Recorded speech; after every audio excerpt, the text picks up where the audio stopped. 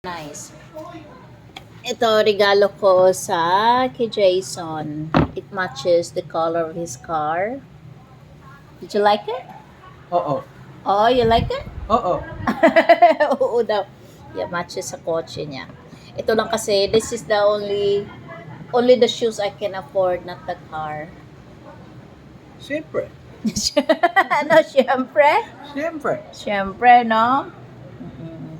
Yun. So, regalo ko sa kanya sapatos lang. Hindi ko kasi afford yung kotse. Afford ko lang yung kotse sa business ko. But to my husband, I cannot afford.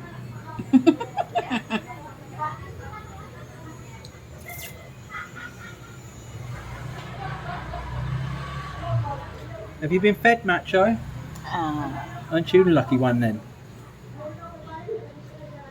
Did you have your dinner? Match? Did you have your dinner? You got silent. Hmm?